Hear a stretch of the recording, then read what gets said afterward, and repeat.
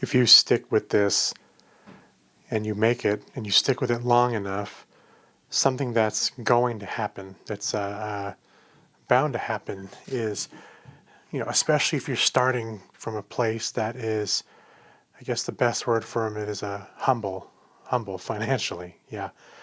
If you're starting at a humble financial place and you can stick with real estate long enough, you will outgrow your financial circle.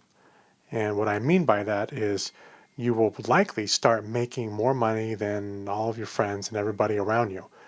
And something that happens uh, when that happens is a lot of the people around you will, in an accusing way, say that you've changed. When in reality, you haven't changed at all. It's just you're adjusting to the things that need to be done and the things that you need to do to maintain your business. And a lot of these things are just things that the people who don't do it and the people who don't have that kind of financial burden will understand.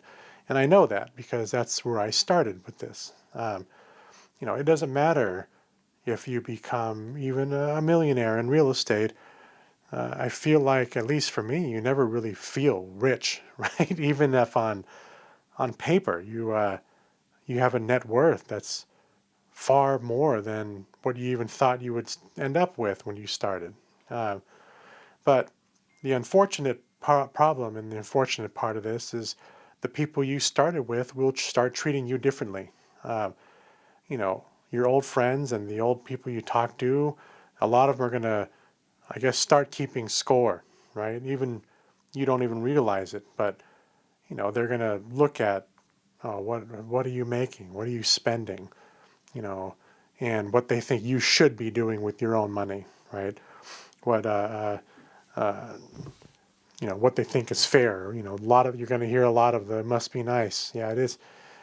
It is nice, but what comes along with it, right? You might even have a period when you even feel guilty for enjoying yourself and enjoying things that you couldn't afford before. Uh, you're going to feel guilty sometimes when people ask you for help with something and you have to tell them no.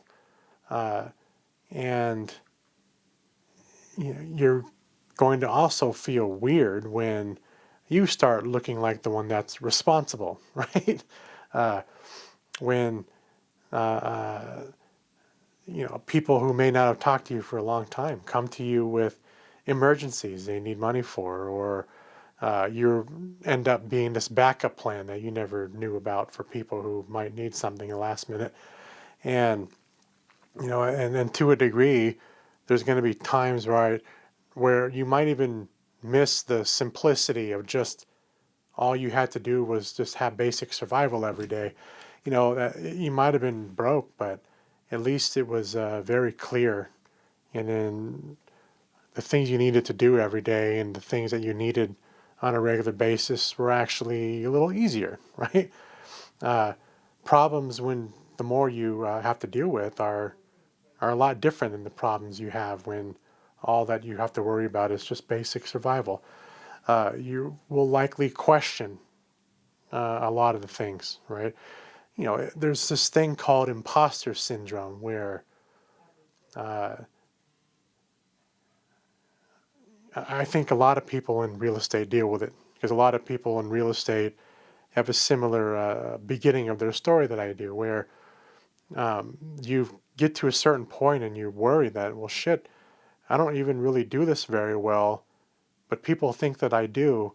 And what will happen if it just doesn't work and it all falls apart? And then it just just spirals from there. And you think about that. So this is just stuff that happens. And I know this isn't going to resonate with all of you, but there's a few of you who will resonate a lot. And that's who I'm talking to right now, where you are likely in this spot where I might have been maybe a couple of years ago, where you're not really sure if this is going to last, and you're realizing suddenly that you're way better off than you used to be, and people who thought you were your friends are upset about it. This is all normal. This is all things that happen, and you haven't changed at all. It's just, you're being responsible in a lot of ways that you weren't before. Uh, and for you to, you know, feel like you don't have tolerance for a lot of bullshit anymore, that's not you changing either. It's just that's how you've had to adjust for your own business, right? We can't deal with bad deals or bad partners or shit behavior that doesn't work with what we're doing. Uh, and, you know, it's not wrong, and you're not a bad person for not putting up with it.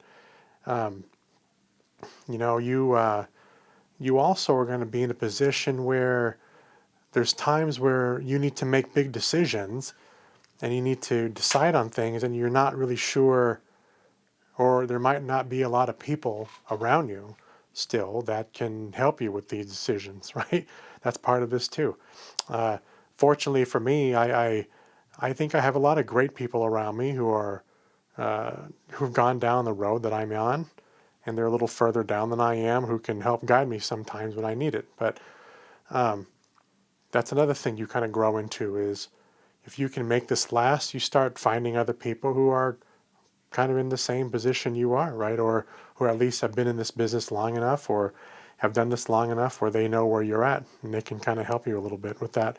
Um, a lot of one big thing that you do too when you start outgrowing that circle is at some point you will not be chasing anyone's approval. Um, you don't care about people pleasing.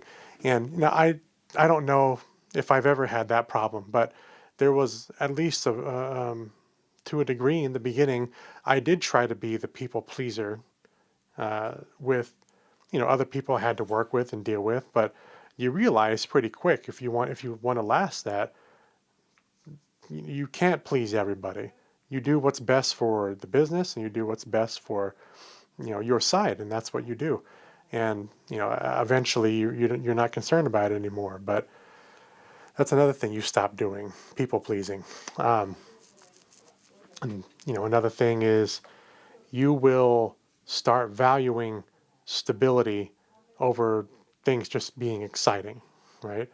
I think just having peace and stability becomes the real luxury. It's not what car you have or the house or whatever money you've got. It's just the fact that you have the option of stability.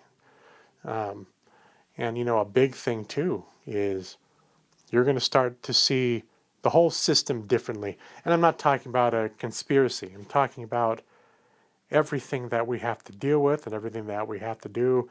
It's just really, it comes down to it's a game that most people don't figure out how to play.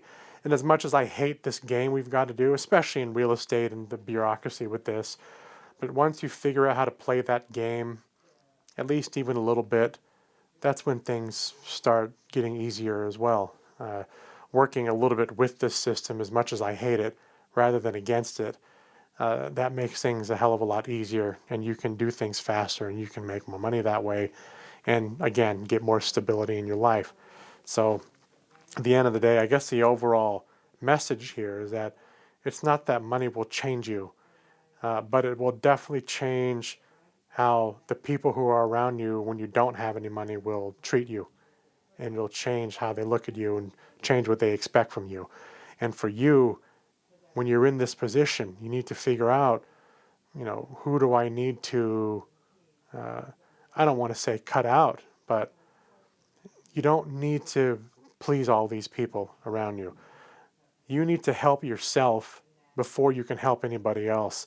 This is actually another thing too that I uh, had to deal with is making that realization that, if you don't have anything, you can't help anybody. So it's very important if you want to help the people you know and the people around you, you need to have something that you can help them with. So help yourself first and be in the position where you can be helpful. Otherwise, it's just a waste of time for you and for everyone else.